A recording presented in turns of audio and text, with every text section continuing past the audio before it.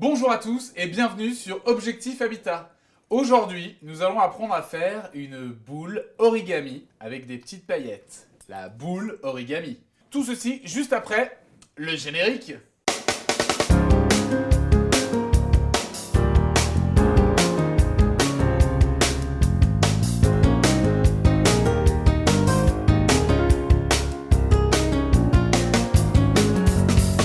On démarre comme toujours avec la présentation du matériel nécessaire. Pour commencer, votre feuille de papier. Feuille de papier, donc une fois de plus, c'est un peu comme une bande de papier. Ici, on va avoir une hauteur de 11 cm sur 29 de longueur. Encore une fois, pas de panique. Si vous avez besoin d'avoir le patron, il est téléchargeable dans la description de la vidéo, juste en dessous. On va avoir besoin d'un crayon de type qui écrit, la machine à plier, le plioir obligatoire, la petite règle et la grande, le pinceau à colle, colle blanche et mes préférés, la colle à paillettes et les paillettes. Wouh! Première étape, marquer les plis. On prend notre stylo ou crayon de type qui marque, comme on l'a dit, notre grande règle puisqu'on va commencer par la longueur. Nous allons faire donc un marquage tous les 1 cm. Donc là, ça va en faire pas mal puisqu'on a 29 cm, donc on va faire 28 marquages. Ou 29, je sais plus. Donc on va faire nos marquages tous les 1 cm. Je commence par le haut, je pose ma règle et tous les 1 cm, je fais un petit point pour dire c'est là que je vais tracer mon trait. Donc ça sur les 29 cm jusqu'au bout. 28 et 29, il n'y a pas besoin de le marquer puisque c'est le bord de ma feuille. Et après je vais écrire sur la table. Pareil de l'autre côté, je retourne ma feuille et je remarque tous les 1 cm, un petit point pour pouvoir tracer mes traits entre les deux. Pour tracer mes traits, je vais prendre ce coup-ci la petite règle. J'ai pas besoin de la grande, elle est plus pratique. Je commence. Je trace donc mon premier trait en joignant les deux points que j'ai tracés précédemment. Jusque-là, c'est plutôt facile. Et je vais faire ça tout le long de ma bande de papier.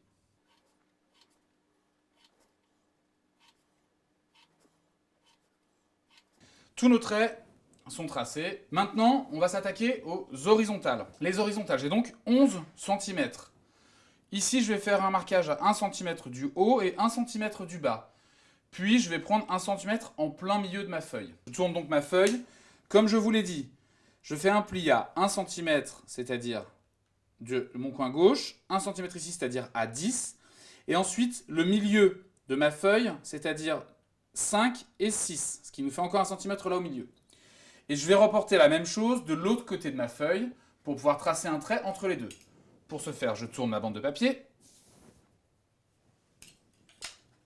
et je remarque mes centimètres. Donc 1, 10, 5 et 6. Maintenant, il ne me reste plus qu'à joindre les points que je viens de mettre pour tracer mes verticales. Attention, erratum. Je viens de dire les verticales alors qu'en fait, ce sont les horizontales. Les verticales, c'est celles qu'on a tracées juste avant. Voilà. Je remercie Nathalie pour son intervention. Une fois tous ces marquages faits, on va maintenant faire, comme d'habitude, des petites diagonales pour pouvoir donner du volume à notre boule. J'ai plus besoin de ma grande règle, je la range. Et je vais utiliser la petite règle. On va commencer par celle d'en haut. Alors une fois de plus, on part du coin bas gauche de notre carré pour aller au coin haut droit. Et après, on fait l'inverse pour faire un petit peu comme des dents de crocodile sur toute la longueur. Donc, je commence par tracer la première. Ici, d'un coin à l'autre. Et je refais la même chose sur la suivante. Donc si vous voyez bien, ici on a tracé nos premières dents de crocodile. Donc je vais tracer les mêmes sur toute la longueur de ma bande. J'ai donc tracé ma dernière dent de crocodile juste ici. On va maintenant tracer les diagonales de la partie centrale de notre bande en papier. Alors pour cela, attention, il faut mettre les pointes des dents à l'inverse des pointes qu'on a fait précédemment sur le haut de la feuille. Je vous montre ça sur le gros plan. Donc ici, on va tracer une pointe d'abord vers le bas puisque notre première pointe ici était vers le haut. Donc, je vais tracer ma première diagonale ici et la seconde à l'opposé. Alors vous voyez, la pointe de ma dent ici, elle est inversée par rapport à la pointe de ma dent ici. Et donc on va faire ça sur tout le long de la bande centrale. On a donc toutes nos dents de requin qui sont faites. Ici, vous voyez, ça fait vraiment une mâchoire de requin là au milieu puisque on a les dents opposées, vous direz n'importe quel dentiste. Il nous reste donc à faire la dernière bande de diagonale tout en bas, où on va devoir faire d'autres dents de crocodile. Ça va être un crocodile à 3 mâchoires, je ne sais pas comment ça va être possible. Pour la dernière rangée, on va répéter la même chose que ce qu'on a fait sur la première rangée, donc dans le même sens, c'est-à-dire les dents vers le haut. Ici, je vais commencer par le bas gauche pour tracer une diagonale vers le haut droit, et l'opposé de l'autre côté. Et ensuite, je vais faire ça sur toute ma longueur. Donc je vais tracer la première diagonale, comme ça vous voyez bien ce que je veux dire. Deuxième diagonale également. Et là, vous voyez, j'ai ma dent de crocodile qui est dans le même sens que ma dent de crocodile tout en haut. Donc opposée à celle que j'ai faite au milieu toujours. Et je vais reproduire ça sur toute la longueur. Et ma dernière dent de croco que je trace ici. Je suis un peu dentiste vétérinaire aujourd'hui. Voilà.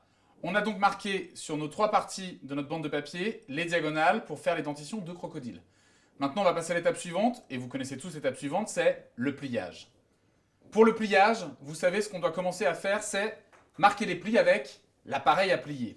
Je prends mon appareil à plier, je vais commencer donc par mes verticales, celles qui sont dans la hauteur de ma bande, et non pas mes horizontales. Alors je vais marquer la première, en appuyant bien toujours, pour que les plis soient plus faciles à faire par la suite. Et je vais faire ça sur toute la longueur, comme d'habitude. C'est presque fatigant en fait. Voilà, j'ai donc marqué toutes mes verticales avec ma machine à plier. Maintenant, je vais retourner ma feuille pour pouvoir marquer mes diagonales. Je la retourne juste parce que c'est plus pratique, hein. Il n'y a aucune autre raison. Je la retourne et je marque toutes les diagonales que j'ai donc faites précédemment. Alors là, je les marque une sur deux, comme ça je ne change pas ma règle de sens. C'est la petite astuce pour chez vous. Ça va un tout petit peu plus vite. Je viens de marquer ma première diagonale, et comme c'est bientôt Noël, je vous offre les autres diagonales, et je vais les marquer hors champ. On se retrouve juste après. Et voilà, magie du direct, tous mes plis sont marqués avec la machine à plier. Maintenant, on n'a plus qu'à les appuyer avec le plioir. Je repose donc ma règle et ma machine à plier, je récupère mon plioir, et je vais attaquer mon premier pli vertical. Donc, je le pose, et je le marque avec mon plioir. Le deuxième, vous vous souvenez, on compte 1, 2 traits, et je l'appuie sur le deuxième trait. Et je marque avec mon plioir. 2 traits. 1, 2 traits. Je monte sur ce trait-là. Et le pli étant déjà marqué, je l'appuie juste avec mon plioir. Etc. Et ceci jusqu'au bout. Une fois que tous mes plis sont marqués sur les verticales, je vais pouvoir attaquer les horizontales. Alors pour les horizontales, je vais plier simplement les petites diagonales que j'ai faites dans les 3 zones. Je ne plie pas les horizontales elles-mêmes. Donc j'attaque par plier ici. Alors, je vous remonte la toute première par derrière. On l'appuie, puisqu'on l'avait déjà marqué tout à l'heure. Et on l'écrase simplement là. Attention à ne pas écraser tout le long, d'accord? Sinon, on va avoir des plis dans tous les sens. Et on fait la suivante, de la même façon, on l'écrase au plioir. Et ceci sur toute la longueur une fois de plus. Nous avons donc plié tout ça. Alors attention, je reprécise. Ce qu'on a plié, ce sont les verticales ici, et seulement les diagonales en dents de crocodile. Je n'ai pas plié les horizontales, ça c'est pas la peine. Maintenant qu'on a marqué tous nos plis, il va nous rester à faire le pliage lui-même. Pour ce faire, on va faire un espèce d'éventail, c'est-à-dire qu'on va en plier une sur deux pour avoir comme un accordéon. Donc je commence ici, une dessus, une dessous, une dessus, une dessous, etc. sur toute la longueur. Voilà, on se retrouve donc avec un très très bel éventail pour le coup. Là, il est magnifique. Une fois qu'on a cet éventail, on va venir donc au milieu, à chaque fois sortir nos plis. Si je pousse pour sortir ce pli-là, et fermer celui d'avant. Donc on va se retrouver avec quelque chose qui va être plié comme ça, comme un angle droit. Ok ? Donc je continue sur les suivants. Je vais tous les sortir comme ça, en les poussant du doigt par en dessous.